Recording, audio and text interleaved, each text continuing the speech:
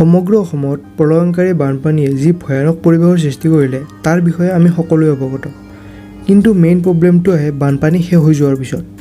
হয়, এনেকুৱা কামবোৰ কৰিলে আপোনাৰ বিপদ নিশ্চিত।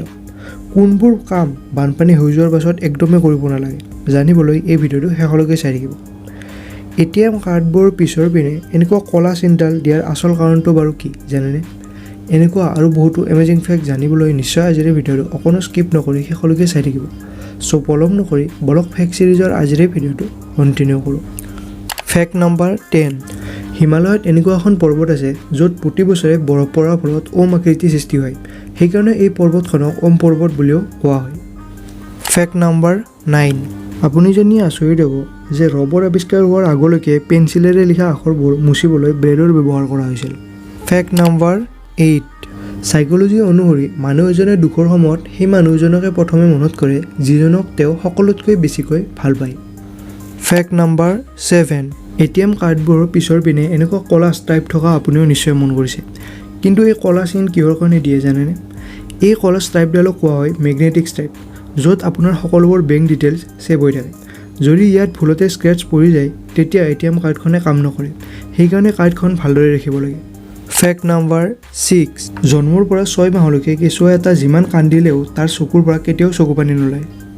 Fact number 5। গোটেই ভাৰতৰ প্ৰায় 16 কোটি মানুহে মদ খায়, যাৰ ভিতৰত 50% লোক এনেকুৱা যাৰ বয়স মাত্ৰ 18 পৰা 30 বছৰৰ ভিতৰত।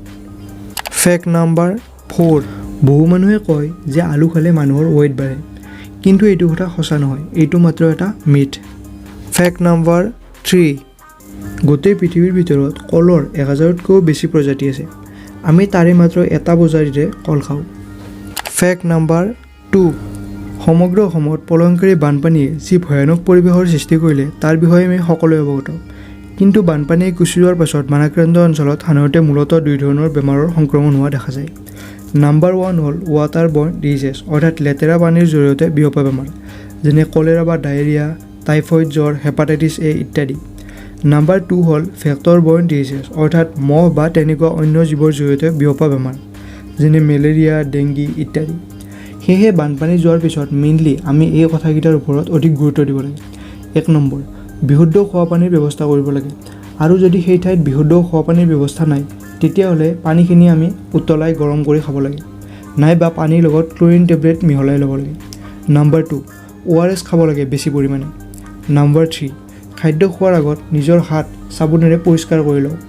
নম্বৰ 4, খোৱা খাদ্যবোৰ ভালকৈ ঢাকি ৰাখিব লাগে আৰু খোৱা বস্তু খোৱাৰ আগত ভালকৈ ধুই ল'ব লাগে।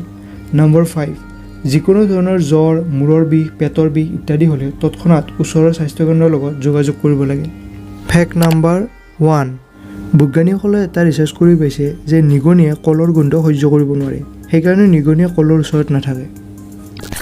চ' আজিৰ এই ভিডিঅ'টোত এইখিনিয়ে। যদি আপোনাৰ আজিৰ এই ভিডিঅ'টো চাই ভাল লাগিল নিশ্চয় ভিডিঅ'টো লাইক কৰিব, আৰু আপোনাৰ ফ্ৰেণ্ডছ ফেমিলিৰ লগত এই ভিডিঅ'টোৰ লিংক নিশ্চয় আপোনাৰ ফেচবুক হোৱাটছএপৰ জৰিয়তে শ্বেয়াৰ কৰিব, আৰু তলত কমেণ্ট কৰি জনাব যে কেনেকুৱা লাগিল আজিৰ এই ভিডিঅ'টো চাই।